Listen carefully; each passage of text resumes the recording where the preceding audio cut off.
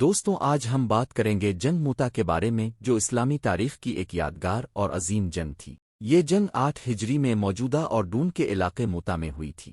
مسلمانوں کا سامنا رومی سلطنت سے ہوا تھا جو اس وقت کی سب سے طاقتور سلطنت تھی۔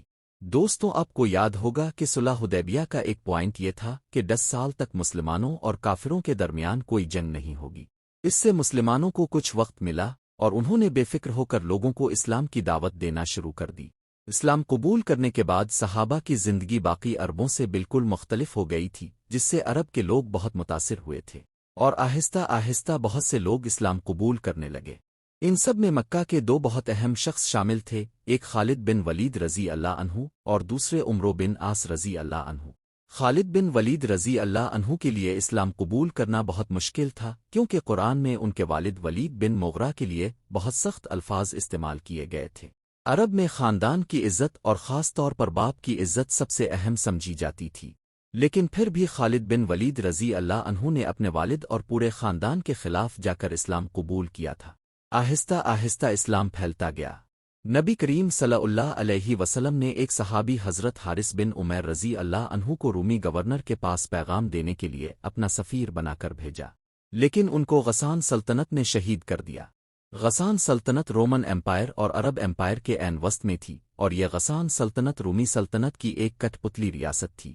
سفیر کا قتل اس وقت اعلان جنگ کے مترادف سمجھا جاتا تھا، اور نہ صرف اس عہد میں بلکہ آج بھی UN چارٹر میں سفیر کو قتل کرنا سب سے بڑا جرم ہے۔ جب رسول اللہ صلی اللہ علیہ وسلم کو اس کا علم ہوا تو اب صلی اللہ علیہ وسلم نے فوراً 3000 افراد کی فوج جمع کی اور رومی سلطنت پر حملہ کرنے کا فیصلہ کیا۔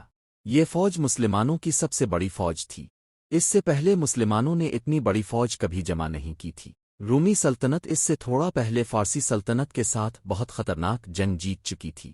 رومی اور فارسی سلطنت اس عہد کی 2 بڑی سپر پاورز تھیں جیسے آج امریکہ اور چین ہے، اور یہ جنگ کون جیتے گا یہ بات قرآن نے اس جنگ کے خاتمے سے پہلے ہی بتا دی تھی۔ یہ رومی سلطنت کے عروج کا زمانہ تھا۔ اس سے پہلے عربوں نے رومن ایمپائر پر کبھی حملہ نہیں کیا تھا اور رومن ایمپائر سے لڑنا خودکشی سمجھا جاتا تھا۔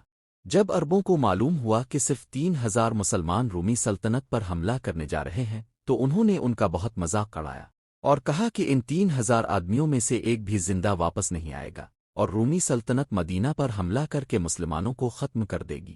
رسول اللہ صلی اللہ علیہ وسلم نے اس فوج کا لیڈر زید ابن حارثہ رضی اللہ عنہ کو بنایا۔ اسلام سے پہلے زید ابن حارثہ رضی اللہ عنہ کو رسول اللہ صلی اللہ علیہ وسلم کا بیٹا سمجھا جاتا تھا۔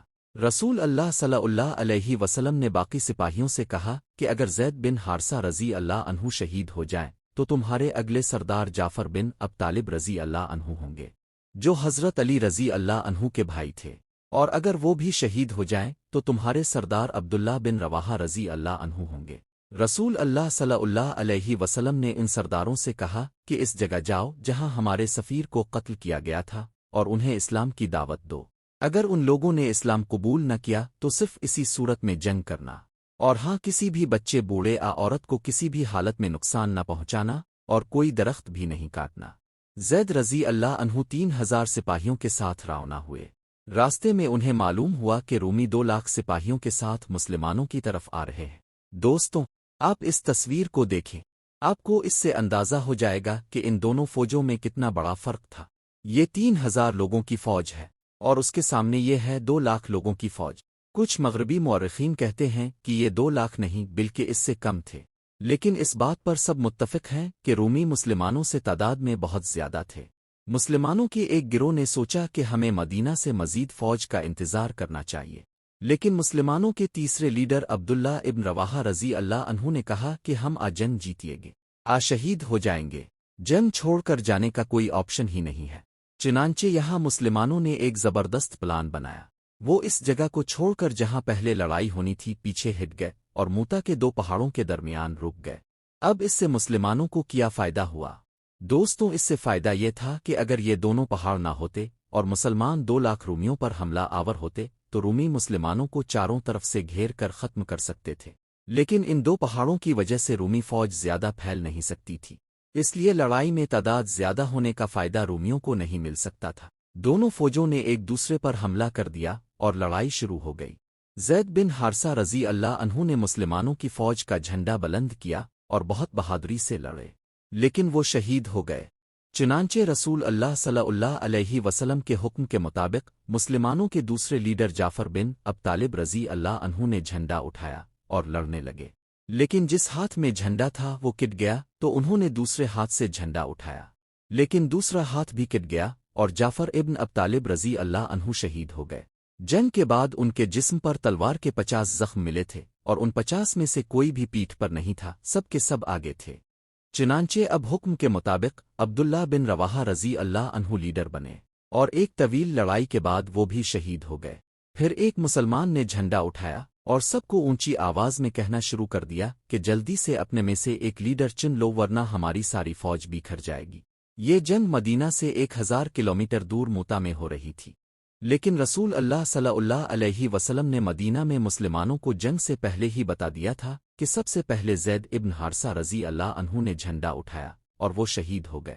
اس کے بعد جعفر ابن ابی طالب رضی اللہ عنہ نے جھنڈا اٹھایا اور وہ بھی شہید ہو گئے۔ اس کے بعد عبداللہ ابن رواحہ رضی اللہ عنہ نے جھنڈا اٹھایا اور وہ بھی شہید ہو گئے۔ اس کے بعد مسلمانوں نے سیف اللہ کی تلواروں میں سے ایک تلوار حضرت خالد ابن ولید رضی اللہ عنہ کو اپنا لیڈر بنا لیا۔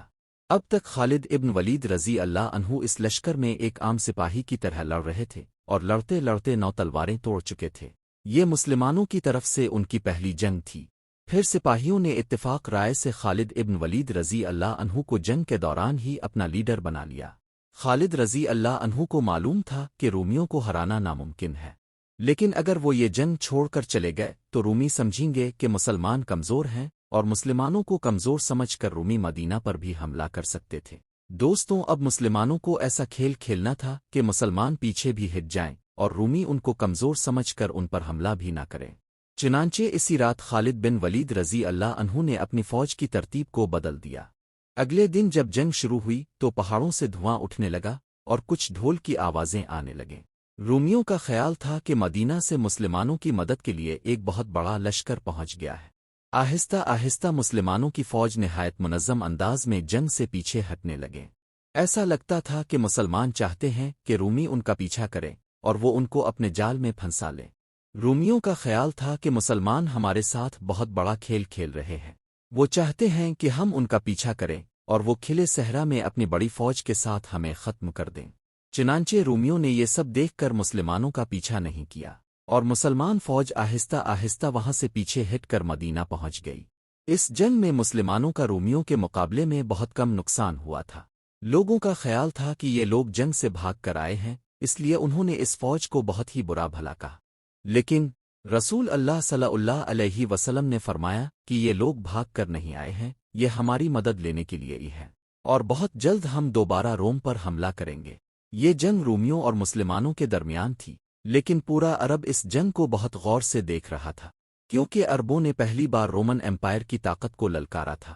جب عربوں نے دیکھا کہ صرف 3000 لوگ 2 لاکھ سپاہیوں سے لڑنے گئے تھے اور حفاظت سے واپس بھی آ گئے ہیں، تو عرب کی تاریخ میں یہ ایک بہت ہی ناممکن کام ہوا تھا، جس کی وجہ سے عربوں کے دلوں میں مسلمانوں کے لیے بہت زیادہ احترام پیدا ہو گیا تھا، اور عرب کے وہ قبیلے جو ہر جنگ میں مسلمانوں کے خلاف لڑتے تھے، جنگ موتا کے بعد اسلام کی طرف آنے لگے، اور مدینہ کی یہ چھوٹی سی ریاست آہستہ آہستہ ہر طرف پھیلنے لگی۔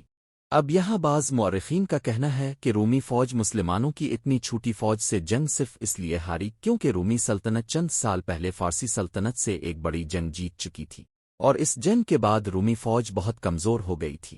اس جنگ میں فارسی سلطنت نے رومی فوج کو بالکل تباہ و برباد کر دیا تھا، لیکن اس وقت قرآن کی سورہ روم میں کہا گیا تھا کہ یہ جنگ فارسی نہیں بلکہ رومی جیتے گے، اور یہ بھی ایک بہت دلچسپ کہانی ہے۔